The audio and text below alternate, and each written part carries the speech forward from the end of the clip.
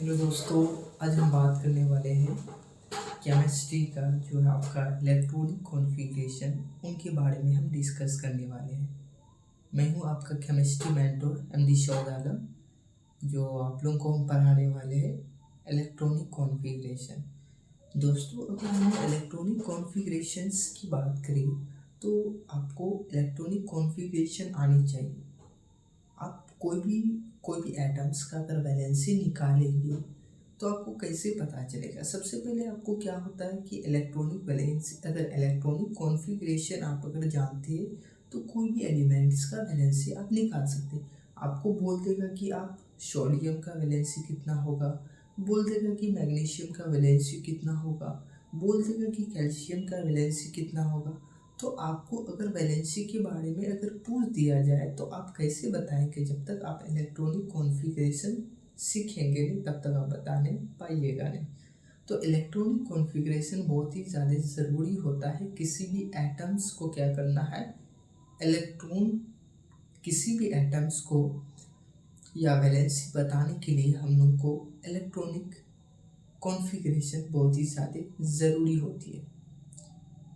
जो जो कौन से एलिमेंट, कौन से सेल में कितना इलेक्ट्रॉन होना चाहिए, ये चीज़ हम लोग को क्या होना चाहिए, ये चीज़ हम लोग को मालूम होना चाहिए। ये मालूम तभी होता है जब इलेक्ट्रॉनिक कॉन्फ़िगरेशंस करते, कोई भी एटम्स का हम लोग क्या करते हैं, इलेक्ट्रॉनिक कॉन्फ़िगरेशंस करते।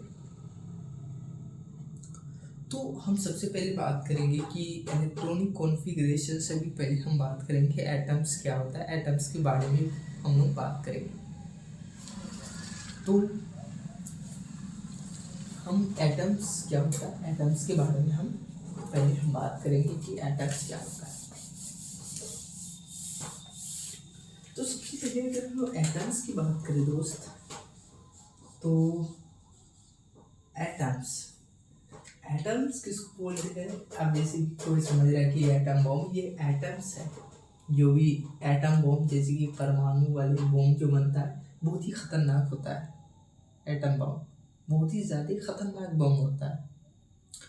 तो एटम्स किसको बोलेंगे? हम लोग एटम्स की बात करते हैं जिस तरह से अगर हम लोग बायोलॉजी में क्या करते हैं, सेल की बात करते हैं, उसी तरह से हम लोग केमिस्ट्री में किसकी बात करते हैं, एटम की बात करते हैं। तो सबसे पहले अगर हम लोग बात करें दोस्त, तो एटम्स किसको बोलेंगे? तो एटम्स हम लोग उन्हीं को बोलेंगे जो सबसे छोटे पार्टिकल्स को हम लोग क्या बोलेंगे, एटम्स बोलेंगे। सबसे छोटे छोटे छोटे छोटे छोटे छोटे छोटे छोटे छोटे पार्टिकल्स को क्या बोलेंगे, एटम्स बोलेंगे। अब बोलोगे कि कौन से छोटे पार्टिकल्स? तो इतना छोटा कर दो, इतना छोटा कर दो, इतना छोटा कर दो, इतना छोटा कर दो कि आपको दिखाई ना दे, तो उसको हम लोग एटम्स बोलेंगे। एक तरह का एज्यूम कर लो।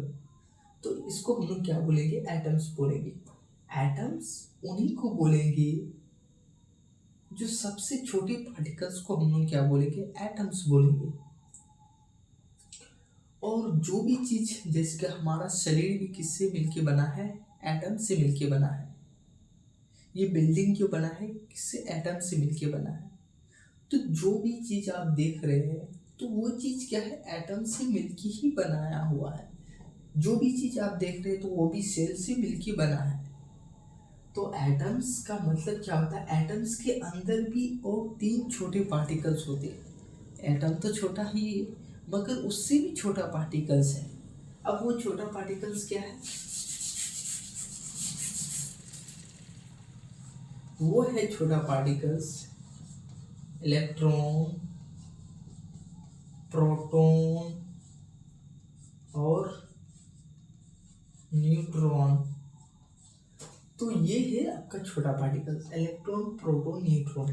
अब इलेक्ट्रॉन का मतलब क्या होता है, जो सबसे छोटे पार्टिकल्स क्या है, सबसे एटम तो छोटे पार्टिकल्स है मगर एटम से भी छोटे पार्टिकल्स 3 और पार्टिकल्स है, इलेक्ट्रॉन, प्रोटॉन, न्यूट्रॉन। अब हम लोग बात करते हैं इलेक्ट्रॉन। इलेक्ट्रॉन क्या होता है, इलेक्ट्रॉन का कौन सा चार्ज होता है, इनके बारे में हम डिस्कस करेंगे। तो इलेक्ट्रॉन किसको बोलेंगे, इलेक्ट्रॉन्स। ये क्या होता है, इसका चार्ज जो होता है क्या होता है, नेगेटिवली चार्ज होता है। ये क्या करता है, प्रोटॉन और न्यूट्रॉन की चारों ओर क्या करता है, चक्कर लगाता है। जैसे कि हमारे ब्रह्मांड में सूर्य के चारों ओर क्या लगा रहा है, चक्कर लगा रहा है। तो उसी तरह से यहाँ पे क्या कर रहा है, उसी तरह से क्या कर रहा है, प्रोटॉन और न्यूट्रॉन के चारों ओर चक्कर कौन लगा रहा है, इलेक्ट्रॉन लगा रहा है। प्रोटॉन और न्यूट्रॉन के चारों ओर जो है चक्कर कौन लगा रहा है, आपका इलेक्ट्रॉन लगा रहा है। जिस तरह से हम प्लैनेट की बात कर रहे हैं दोस्तों, अगर हम लोग सूर्य की बारे में बात करें तो ये आपका सन है। सन के चारों ओर चक्कर कौन लगाता है, ये प्लैनेट लगाता है। कौन लगाता है, प्लैनेट लगाता है। मार्स हो गया, नेपच्यून हो गया आपका जैसे कि जुपिटर्स हो गया। तो इन सारे प्लांट अर्थ, इन सारे प्लांट क्या करता, प्लैनेट्स जो है चक्कर लगाता सूर्य के चारों ओर। उसी तरह से क्या करता, प्रोटॉन और न्यूट्रॉन के चारों ओर कौन चक्कर लगाता, आपका इलेक्ट्रॉन। इसको हम लोग क्या बोलते हैं, ऑर्बिट बोलते हैं। ऑर्बिट बोलते हैं इसको हम लोग, ऑर्बिट बोलते हैं। तो यहाँ पे मेंबर कौन हो गया, सन हो गया। उसी तरह से प्रोटॉन और न्यूट्रॉन जो हो गया क्या होता है, मेंबर हो गया। ये क्या होता है, फिक्स्ड जगह पे बैठे हुए रहते हैं। सूर्य क्या करता है, वो अपने अक्ष में ही चक्कर लगाता है। सूर्य सबका क्या हो गया, मेंबर हो गया। उसी तरह से प्रोटॉन और न्यूट्रॉन जो हो गया, ये दोनों का इसका मेंबर हो गया। तो प्रोटॉन और न्यूट्रॉन के चारों ओर क्या करता है, चक्कर लगाता है, आपका इलेक्ट्रॉन हो गया।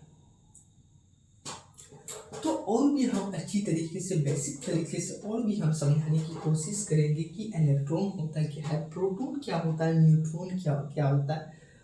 हम चाहते हैं कि हम अच्छी तरीके से किसी को समझा पाए, और हम पूरी कोशिश करेंगे समझाने की। तो इलेक्ट्रॉन क्या होता है, इलेक्ट्रॉन का नेगेटिवली चार्ज होता है, और इलेक्ट्रॉन क्या करता है, चारों ओर क्या करता है, चक्कर लगाता है। और प्रोटॉन का क्या होता है, प्रोटॉन का ये पॉजिटिवली चार्ज होता है।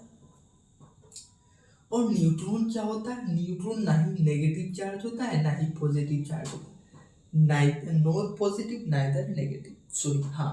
इसी तरह से, जिस तरह से एक अगर बाइक को लेते हैं, बाइक को अगर हम लोग लेते हैं तो जब हम गियर को क्या कर देते हैं, न्यूट्रल कर देते हैं। न्यूट्रल करने का मतलब ना ही हम लोग क्या करें, ना ही हम लोग गियर बढ़ाए ना गियर घटाए। किस में रखे, जीरो में रखे। किस में रखे, जीरो में रखे। अभी क्या है, अभी हम न्यूट्रल है, ना हम आगे जा रहे हैं ना हम पीछे जा रहे हैं, तो इसको न्यूट्रल बोलेंगे ना। अब जैसे कि आगे जाएंगे तो मेरा डिस्टेंस बढ़ेगा, या पीछे भी हटेंगे तो डिस्टेंस घटेगा। आगे जाएंगे तो डिस्टेंस बढ़ेगा, पीछे जाएंगे तो डिस्टेंस घटेगा। अब यहाँ पे इस पोजीशन में है हम, तो इसको हम लोग क्या बोलेंगे, न्यूट्रल बोलेंगे। मतलब हम क्या है, जीरो पोजीशन पे खड़े हुए, जिसको हम लोग रेस्ट बोलते हैं। हम रेस्ट पोजीशन पे क्या है, खड़े हुए हैं, तो उसको हम लोग क्या बोलेंगे, न्यूट्रल बोलेंगे। न्यूट्रल ना ही पॉजिटिव चार्ज होगा ना ही नेगेटिव चार्ज होगा, इसमें चार्ज ही नहीं होगा।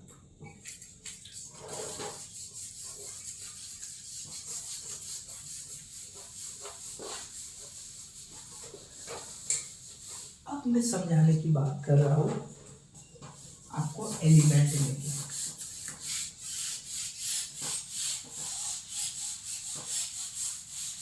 अब मैं बात करूंगा इलेक्ट्रॉनिक कॉन्फ़िगरेशन।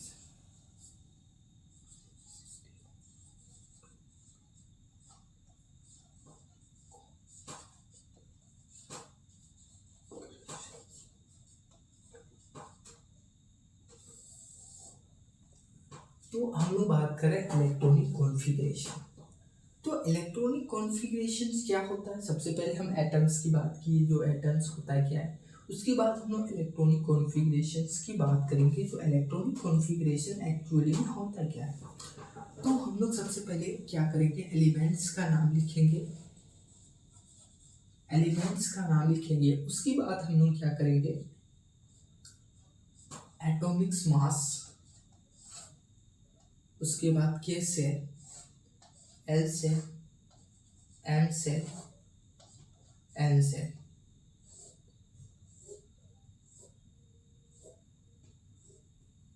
ठीक है, तो अब सबसे पहले हम एलिमेंट लिखेंगे हाइड्रोजन, हीलियम, लिथियम। ये कुछ हम जैसे कि हम क्या करते थे, हम जैसे कि हम कोई मतलब जो फेमस एलिमेंट है उनको ले लेते हैं। ठीक है, हम फेमस एलिमेंट ही ले लेते हैं, जैसे कि आपका क्या हो गया, हाइड्रोजन, हीलियम, लिथियम। उसके बाद जैसे कि हम लोग ले लेते हैं आर्गन, उसके बाद सोडियम, उसके बाद ऑक्सीजन, उसके बाद हम लोग मैग्नीशियम, क्योंकि एरिया कम है, मैग्नीशियम, एल्युमिनियम। जो फेमस एलिमेंट है उन्हीं को ही ले रहे हैं क्योंकि एरिया कम है।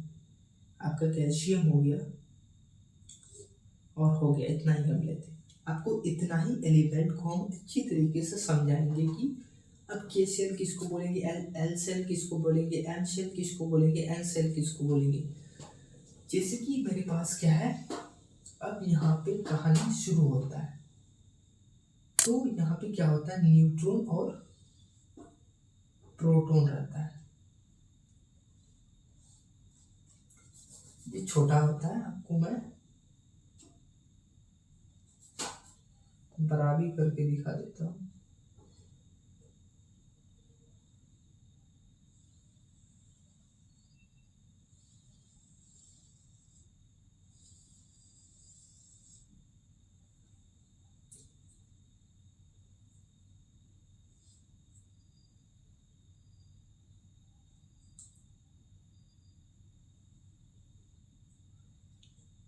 तो सबसे पहले इस सेल को हम लोग क्या बोलेंगे, के सेल। इस सेल को हम लोग बोलेंगे एल सेल, इस सेल को बोलेंगे एम सेल।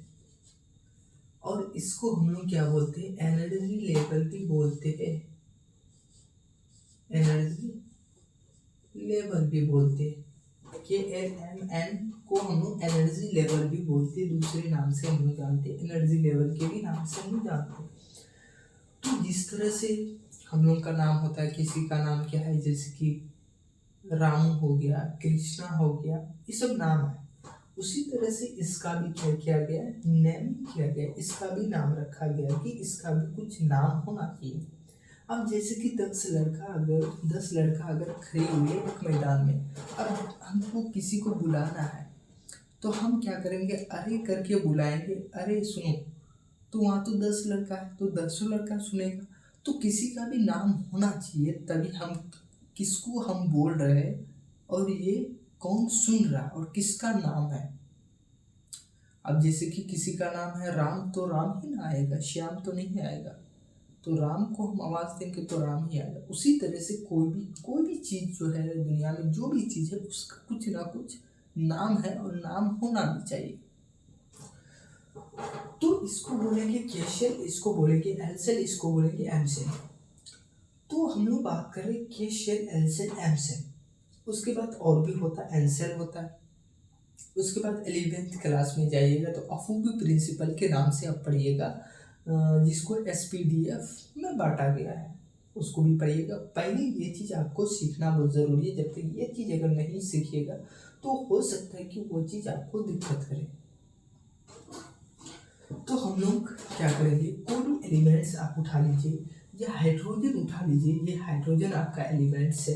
हाइड्रोजन का एटॉमिक्स नंबर कितना होता है, 1 होता है। जितना ही एटॉमिक्स नंबर होगा उतना ही आपका इलेक्ट्रॉन्स होगा।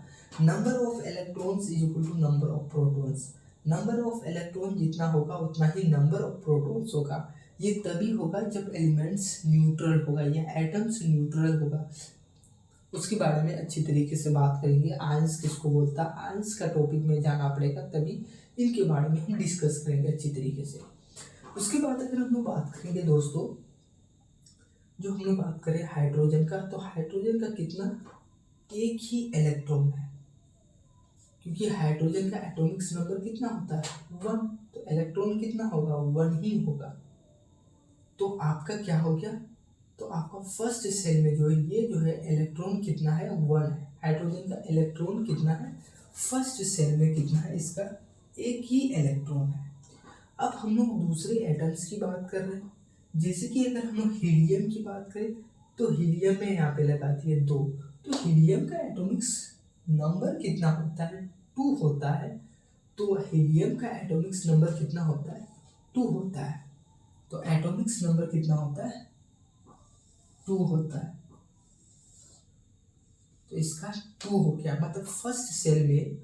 अब हम लोग केस सेल की बात करें, केस सेल की अगर हम लोग बात करें तो फर्स्ट क्या होता है? केस सेल की अगर बात करें तो केस सेल में क्या होना चाहिए? 2 ही इलेक्ट्रॉन रहना चाहिए। 2 से तो कम चलेगा मगर 2 से ज्यादा नहीं चलेगा। 2 ही रहना चाहिए, 2 से ज्यादा नहीं चलेगा। हाँ, 2 से फिर कम चलेगा। ये आपका 2n² वाला फॉर्मूला आपका लग जाता है। फॉर्मूला लग जाता है। अभी 2n² को आपको हम फॉर्मूला में मतलब कोई भी नंबर को इस फॉर्मूले में आपको बैठा करके आपको हम बताएंगे। जैसे कि मेरे पास केस है, फर्स्ट सेल है, तो फर्स्ट सेल का 1 का स्क्वायर तो कितना आएगा? 2 ही इलेक्ट्रॉन आएगा। अब यहाँ पे हम बात करें सेकेंड, तो n 2 इंटू 2 का स्क्वायर 2 इंटू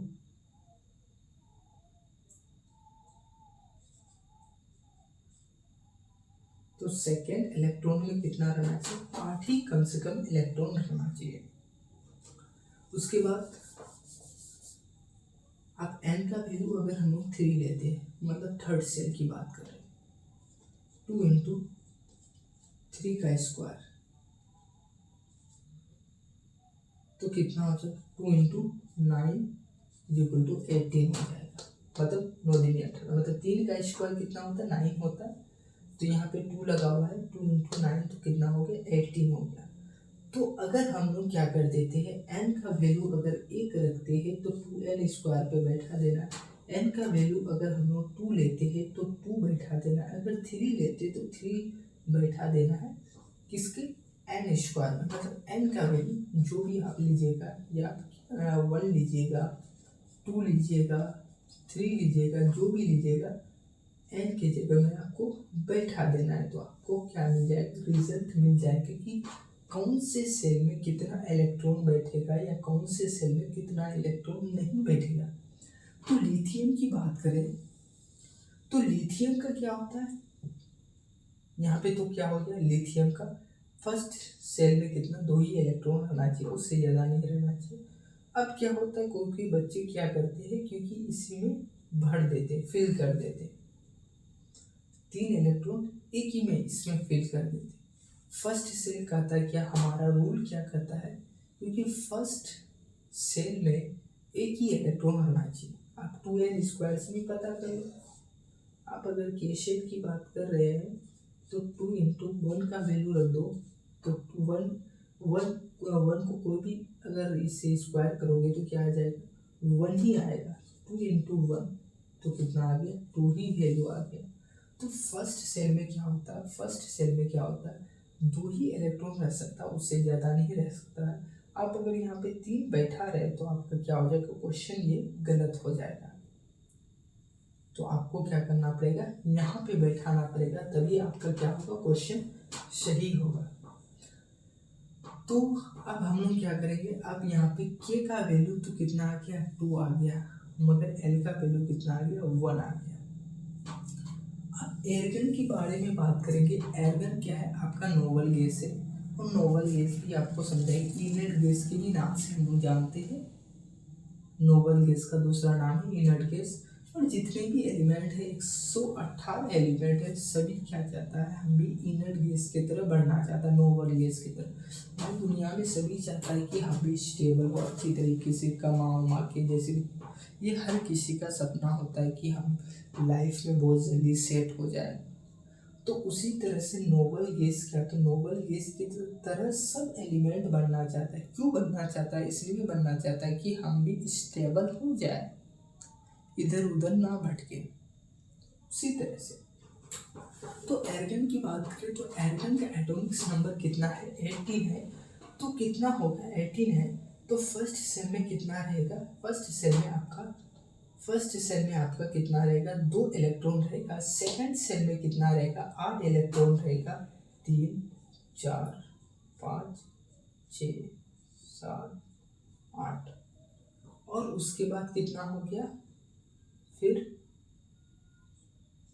इसका एटॉमिक्स नंबर कितना होता है, 18 होता है। एयरगन का एटॉमिक्स नंबर कितना होता है, 18 होता है। 2 8 8 8 दूनी 16, 16 जी 18, 2 3 4 5 6 7 8। तो अब यहाँ पे क्या कर लो, इलेक्ट्रॉन को गिन लो। तो सबसे पहली बात क्या होगा भाई, फर्स्ट सेल में 2 ही इलेक्ट्रॉन फिल हो सकता है, और सेकेंड सेल में 8 इलेक्ट्रॉन फिल हो सकता है, और थर्ड सेल में 8 इलेक्ट्रॉन से ज़्यादा भी फिल हो सकता है। जब आप 20 के उस पार जाइएगा, जब जैसे कि स्कैंडिनियम, टाइटेनियम, मैग्नीज, ये सब आप एलिमेंट का अगर काउंट कीजिएगा, इलेक्ट्रॉनिक कॉन्फ़िगरेशन कीजिएगा, तो यहाँ पे जो आप 8 वाला ले रहे हो, तो वहाँ पे हो सकता है कि ये गलत हो जाए, या गलत नहीं भी होने से आपको हो सकता है कि कैलकुलेशन क्या हो जाए, लॉन्ग पड़ जाए। लॉन्ग की वजह से हो सकता है कि गलत हो जाए। तो यहाँ पे 2n² जिस तरह से क्या हो जाएगा, ये सेल बढ़ती जाएगा, तो इसका नाम जैसे कि के सेल, फर्स्ट सेल को हम लोग के सेल बोलते हैं, सेकेंड सेल को एल सेल बोलते हैं, थर्ड सेल को एम सेल बोलते हैं। उसके बाद सेल अगर बढ़ते जाएगा तो इसका नाम भी बढ़ते जाएगा, एन सेल। तो उसी तरह से यहाँ पे जिस तरह से यहाँ पे 2n² है, अगर n का वैल्यू अगर हम लोग क्या करते थे, 3 बैठाते हैं, तो 2 × 3 का स्क्वायर तो कितना हो जाएगा, 2 × 9 = 18 हो जाएगा। तो थर्ड सेल में आप 18 भी बैठा सकते हैं। मगर आपका जब होता है ना, जैसे कि हमको जैसे कि अगर हमको कहाँ जाना है, मेरा दिल्ली जाना है। अब दिल्ली वाला काम अगर पटना में ही होता है तो हम पटना क्यों नहीं जाए, दिल्ली हम क्या करने जाएंगे इतना रुपया खर्च करके। उसी तरह से जब मेरा 8 ही इलेक्ट्रॉन से काम चल रहा है, तो हमको 18 इलेक्ट्रॉन लेके क्या फायदा। उसी तरह से तो 2 8, तो कितना हो गया, इसका इलेक्ट्रॉन कॉन्फ़िगरेशन जो हो गया 2 8 8, तो कितना 8 दूनी 16, 16 जी 18। तो फर्स्ट सेल में 2, उसके बाद 8 8। उसके बाद सोडियम की बात करेंगे, सोडियम का भी उसी तरह से होगा। सोडियम का इस तरह से हो जाएगा, यहाँ पे neutron proton, first shell, second shell, third shell, ठीक है। तो सोडियम का कितना, फर्स्ट सेल में 2 इलेक्ट्रॉन रहेगा, सेकेंड सेल में 8 इलेक्ट्रॉन रहेगा, 3 4 5 6 7 8, और 1 इलेक्ट्रॉन बच गया, तो हम लोग यहाँ पे नहीं लिखेंगे, तो ये गलत हो जाएगा। अगर हम लोग सेकेंड सेल में क्या करते हैं, 1 इलेक्ट्रॉन या 2 इलेक्ट्रॉन बच जाता है, तो हम लोग उसी में लिख देते, तो ये क्या हो जाएगा, इलेक्ट्रॉनिक कॉन्फ़िगरेशन आपका गलत हो जाएगा। हम लोग 9 नहीं बैठा सकते, हम 8 से तो कम बैठा सकते हैं, मगर 8 से ज़्यादा नहीं बैठा सकते सेकेंड इलेक्ट्रॉन में। अब जो इलेक्ट्रॉन बच गया तो हम लोग क्या करेंगे, थर्ड सेल में लिख देंगे। तो इसका इलेक्ट्रॉनिक कॉन्फ़िगरेशन सोडियम का कितना हो जाएगा, सोडियम का इलेक्ट्रॉनिक कॉन्फ़िगरेशन 2 8 1, तो कितना हो गया, 8 2 10, और ये क्या है, इसका एटॉमिक्स नंबर भी कितना है, 11 है। हाइड्रोजन का 1, इसका 2, लिथियम का 3, एयरगन का 18, सोडियम का 11, 2 8 1। ऑक्सीजन का कितना हो जाएगा, 80। ऐसे करके आपको समझा देते हैं, और एक ले लेते हैं ऑक्सीजन का। ऑक्सीजन का अगर इलेक्ट्रॉनिक कॉन्फ़िगरेशन करें, तो इलेक्ट्रॉनिक कॉन्फ़िगरेशन 2 6 2 6, इसको जोड़ेंगे तो कितना हो जाएगा, 6 और 2 कितना हो जाएगा, 8 हो जाएगा, क्योंकि इसका 8 एटॉमिक्स नंबर होता है। अब मैग्नीशियम है, तो मैग्नीशियम का भी क्या करेंगे, मैग्नीशियम का इलेक्ट्रॉनिक कॉन्फ़िगरेशन 2 8 2, अब 2 बच जाएगा, तो हम लोग थर्ड सेल में लिखेंगे। हम लोग ऐसे नहीं करेंगे, 10 नहीं करेंगे, ऐसे नहीं तो गलत हो जाएगा। तो हम लोग 2 8 2 करेंगे, इसको इस तरह से लिखने का, जो बच जाएगा उसको थर्ड सेल में करेंगे। ये हम लोग तो क्या सेकंड फर्स्ट रूल क्या कहता है, फर्स्ट सेल का जो हम लोग कम से कम 2 ही इलेक्ट्रॉन ले सकते, उससे कम कम तो ले सकते हैं मगर उससे ज़्यादा नहीं ले सकते।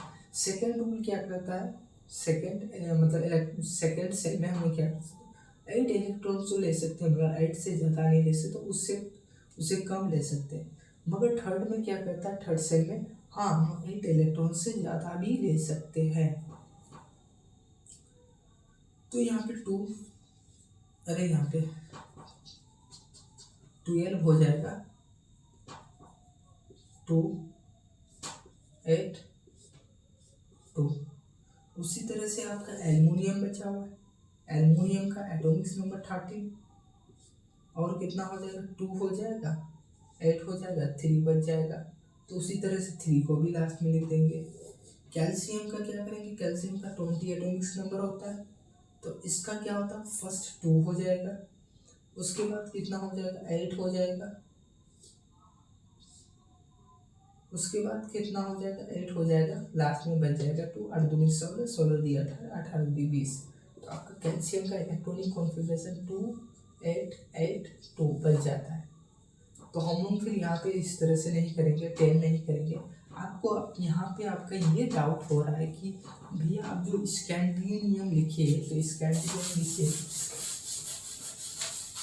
तो 2n² पे अगर हम लोग बैठाते हैं, 2n² पे अगर हम लोग बैठाते हैं, 2n² पे अगर हम लोग बैठाते हैं तो क्या होता है, अगर हम लोग n का वैल्यू अगर 3 ले लेते हैं तो 2 इंटू 3 का 2 का स्क्वायर क्या कर देते हैं, 3 का स्क्वायर, तो 2 इंटू क्या हो जाता है, 9 इज इक्वल टू 18 हो जाता है।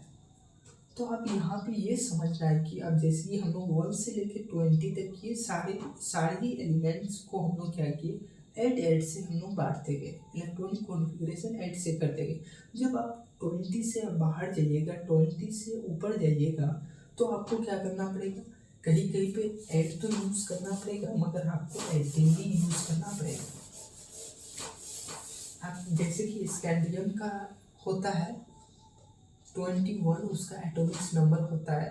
जब इसका इलेक्ट्रॉनिक कॉन्फ़िगरेशन कीजिएगा तो अब जैसे कि सपोज हम मान लेते हैं इस तरह से, आपको दोनों ही करके दिखाते हैं, 2 8 3, 2 8 8 3, तो कितना हो गया, 8 दूनी 16, 16 दी 18, 18 और 3 21। आप इस तरह से भी ले सकते हैं, आप इस तरह से भी क्या कर सकते हैं, ले सकते हैं। मगर हम कैलकुलेशंस को आसान करने के लिए 218 और लास्ट में हम लोग क्या कर सकते हैं, 1 भी कर सकते हैं, या इस तरह से भी हम लोग कर सकते हैं। तो मेरा यही तो टॉपिक ख़त्म होता है, जो इलेक्ट्रॉनिक कॉन्फ़िगरेशंस किसको बोलेंगे और इलेक्ट्रॉनिक कॉन्फ़िगरेशंस का बेसिक्स मतलब क्या होता है, उनके बारे में हम डिस्कस किए। और अगर मेरी वीडियो अच्छी लगी तो आप लोग लाइक एंड शेयर कीजिए और सब्सक्राइब भी कीजिए। Thank you.